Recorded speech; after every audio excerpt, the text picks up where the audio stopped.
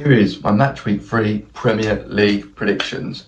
Starting off with the first game, which is Chelsea versus Fulham. Now, Chelsea coming into this game off of a massive win 5-1 versus West Ham. They have got a very good squad right now, very talented. And now they've got their first win this season. I reckon that form is going to keep rolling. Compare that to Fulham, who got a 1-1 draw against Man United on Sunday. And after they went 1-0 down, they actually looked alright going forward. However, it's before they went 1-0 down, they weren't creating much for them. So, I think Chelsea are going to end up taking the win here. I'm going to go with 2-0.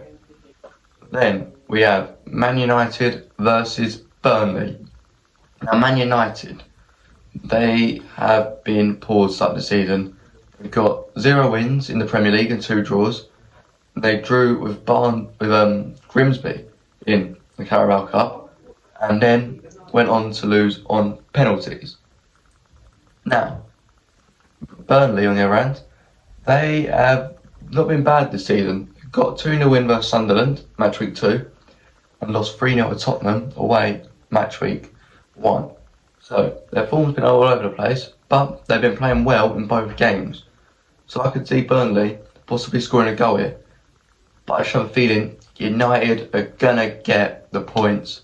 So I'm going to go with Man United 2, Burnley 1. Then we go to Sunderland, who are playing Brentford. Both teams are quite poor, although Sunderland, I think, are arguably the better of two sides. Brentford beat Aston Villa and are now beating Bournemouth, so they have momentum. Sunderland, however, they obviously lost to Burnley 2-0, but they did beat West Ham 3-0. I like that look at Sunderland's squad. I think they could generally score quite a few goals this season. I think, are they going to beat Brentford? Could go either way.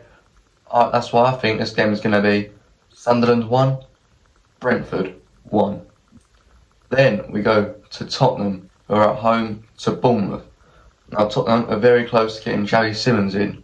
However, I don't think this deal will be done in time for the game for him to play against Bournemouth. And also, I don't know what Bournemouth have been doing much now with getting the tacklers in. They've obviously lost Ouattara. They've lost a lot of their defence. So, I could see both sides scoring. I mean, Tottenham have been playing some really good football recently. At the same time, Bournemouth have been out there. They took Liverpool a hard game. I could see this one going to be another draw. I'm going to say it's a Tottenham 2, Bournemouth 2. Then we go to Wolves versus Everton. Now, Wolves have just got a win against West Ham in the Carabao Cup with 2 late goals from Strand Larsen. Although there are links of him going to Newcastle, I don't think the deal is going to happen. So I think Strand Larsen will be definitely playing in this game. They obviously showed in midweek that they're very dangerous from crosses. I think Wolves need to really target that. But it's to Everton, won in the Carabao Cup. They've also been, playing alright recently, getting some results. So I think Everton could nick this one here. I reckon they will nick it. I'm going to go with Wolves 1, Everton 2. Then we have Leeds United versus Newcastle. Now, Newcastle, still all the Isak stuff going on. They were very unlucky to lose against Liverpool on Monday night. They conceded 100 minutes, 90 plus 10. That was so harsh from them. They came back from 2-0 down despite having 10 men. Obviously, that does mean Anthony Gordon is going to be suspended for this game. I think if they can just start playing like they did second half of last game, I could see Newcastle getting a good result against Leeds, who have got 3 points so far this season. They did beat Everton match day 1 with a dodgy penalty. So I'm going to go Leeds 0, Newcastle 2. Then we have Brighton versus Man City. Man City obviously lost 2-0 to Tottenham in their last game with mistakes from James Trafford. But it's to Brighton, won 6-0 in the Carabao Cup against Oxford. Absolutely dominated the game.